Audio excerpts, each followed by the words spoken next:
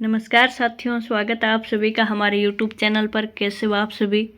तो चलिए आज अपन बात करने वाले हैं पेंशन बढ़ोतरी के बारे में कि अब पेंशन बढ़ोतरी को लेकर के बड़ी खुशखबरी सामने आ रही है। अब ईपीएस 95 पेंशनरों को बहुत ही खुशखबरी की बात है कि उसको गुड न्यूज़ मिलने वाली है। अब उनको 7,500 रुपये प्लस डीए मिलेगी हर महीने। तो अपन बात करने वाले हैं कि बड़े बुजुर्गों के लिए अब खुशखबरी की बात यह है कि उसको 7,500 रुपये हर महीने मिलेगा, प्लस डीए भी साथ में मिलेगा। तो इससे क्या है कि उसकी बुढ़ापे की आर्थिक स्थिति अच्छी बनी रहेगी। उसको बुढ़ापे में कोई हाथ फैलाने, किसी के आगे हाथ फैलाने की पैसे के लिए ज़रूरत नहीं पड़ेगी, क्योंकि वो पैसे से संबंधित किसी के आगे हाथ नहीं फैलाए। इसलिए अब सरकार ने हर महीने 7,500 रुपये की बढ़ोतरी की है। अब हर महीने उनको 7,500 रुपये खाते में मिलेगा। तो बुजुर्गों के मन में एक खुशी की लहर दौड़ रही है कि अब तो अपने को राशन पानी आराम से मिलेगा, दवाई पानी का भी खर्चा अपन आराम से निकालेंगे। तो पूरी डिटेल अपन वीडियो के में बात करते हैं। तो वीडियो को ज़्यादा से ज़्यादा लाइक शेयर सब्सक्राइब जरूर करें और मेरे साथ शुरू से लास्ट तक बने रहे पूरी डिटेल के साथ। अब बात करने वाले हैं कि ईपीएस 95 योजना वर्ष 1995 में शुरू की गई थी, जिसका उद्देश्य निजी और सरकारी क्षेत्र के उन कर्मचारियों को पेंशन सुविधा देना था जो कर्मचारी भविष्य निधि के सदस्य हैं। इस योजना के तहत कर्मचारी अपने नौकरी के दौरान एक निश्चित अंशदान पेंशन फंड में जमा करते हैं, जिसे रिटायरमेंट या मृत्यु के बाद पेंशन के रूप में दिया जाता है। अब इस स्कीम का प्रबंधन कर्मचारी भविष्य निधि संगठन ईपीएफओ करता है, जो देश भर के लाखों कर्मचारियों से जुड़े रिटायरमेंट बेनिफिट्स की देखरेख करता है। अब 2025 में क्या बदलाव हुआ है उनके बारे में भी अपन बात कर लेते हैं कि वर्ष 2025 में केंद्र सरकार ने ईपीएस 95 पेंशन योजना में बड़ा सुधार किया है। पहले जहां न्यूनतम पेंशन केवल 1,000 रुपये हर महीने थी, अब इसको बढ़ाकर के 7,500 रुपये हर महीने कर दिया गया है। और यह बदलाव लंबे समय से मांग कर रहे पेंशनर्स के लिए ऐतिहासिक राहत लेकर आया है। अब सरकार ने स्पष्ट कर दिया है कि यह निर्णय महंगाई को ध्यान में रखते हुए पेंशनर्स की आर्थिक स्थिति सुधारने के लिए लिया गया है।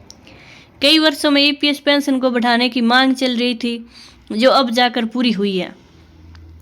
अब पात्रता और आवेदन की प्रक्रिया क्या है वो देखते हैं अपन कि इस योजना का लाभ उन्हीं कर्मचारियों को मिलेगा जो ईपीएफओ सदस्य हैं और जिन्होंने अपने वेतन का एक हिस्सा ईपीएफ फंड में जमा किया है। और सामान्यतः किसी कर्मचारी को पेंशन का अधिकार तब मिलता है जब उसने कम से कम 10 वर्ष तक ईपीएफओ में योगदान दिया हो और 58 वर्ष या उससे अधिक की आयु पूरी कर ली हो। अब है कि जो लोग पहले से पेंशन प्राप्त कर रहे हैं उन्हें यह बढ़ी हुई रकम स्वतः आपके खाते में मिलेगी, और वहीं नए रिटायर होने वाले कर्मचारियों को नई पेंशन दर के अनुसार रकम दी जाएगी। अब आवेदन के लिए चरण क्या है, कौन से हैं, वो उसके बारे में अपन बात करने वाले हैं कि आप पहले ईपीएफओ की आधिकारिक वेबसाइट पर लॉगिन करें।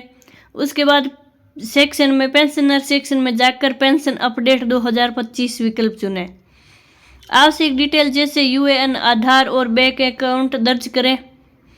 उसके बाद वेरिफिकेशन के बाद ऑनलाइन आवेदन सबमिट करें और मंजूरी के बाद पेंशन राशि संबंधित बैंक खाते में आने लगेगी। अब सरकार और पेंशनरों की भूमिका है कि सरकार ने यह कदम सामाजिक सुरक्षा को मजबूत करने के लिए उद्देश्य से उठाया है, और केंद्र सरकार ने इस योजना के तहत आने वाली अतिरिक्त आर्थिक जिम्मेदारी को संभालने के लिए बजट में विशेष प्रावधान किया है। पेंशनर से संगठनों का कहना है कि यह शुरुआत सही दिशा में है, लेकिन आगे इसके प्रति हर महीने 9,000 से 10,000 रुपये तक बढ़ाया जाए ताकि बढ़ती महंगाई से राहत मिले। सरकार ने यह भी संकेत दिए हैं कि जरूरत के अनुसार पेंशन राशि में आगे और सुधार किया जा सकता है। अब है नई पेंशन राशि से लाभ। अब नई पेंशन राशि से क्या लाभ है वो देखते हैं कि 7,500 रुपये हर महीने मिलने से पेंशनर्स को चिकित्सा, घर खर्च और अन्य आवश्यक जरूरतों को पूरा करने में आसानी होगी। पहले की तुलना में यह राशि जीवन स्तर को बेहतर बनाने में मदद करेगी और ग्रामीण क्षेत्रों में रहने वाले पेंशनर्स के लिए यह राशि आर्थिक सुरक्षा का बड़ा सहारा बनेगी। इस बदलाव से लगभग 60 लाख पेंशनर्स और उनके परिवारों को सीधा लाभ मिल सकता है, और यह स्कीम कर्मचारियों के बुजुर्ग जीवन को आत्मनिर्भर और सम्मानजनक बनाने में सहायक सिद्ध होगी। अब है कि ईपीएस पेंशन की गणना कैसे होती है उसके बारे में भी अपन बात कर लेते हैं कि ईपीएस 95 पेंशन की गणना पिछले वेतन और नौकरी की अवधि पर निर्भर करती है। इसका सूत्र है वो देख लेते हैं कि पेंशन है अंतिम औसत वेतन इंटू सेवा के वर्ष। अब 70 पेंशन और अंतिम औसत वेतन इंटू सेवा के वर्ष 70 भाग 70 सॉरी। अब नई पेंशन योजना में वही तरीका रहेगा, बस अब न्यूनतम पेंशन की राशि 7,500 रुपये तय की गई है, जिससे कोई भी पेंशनर इससे कम नहीं पाएगा।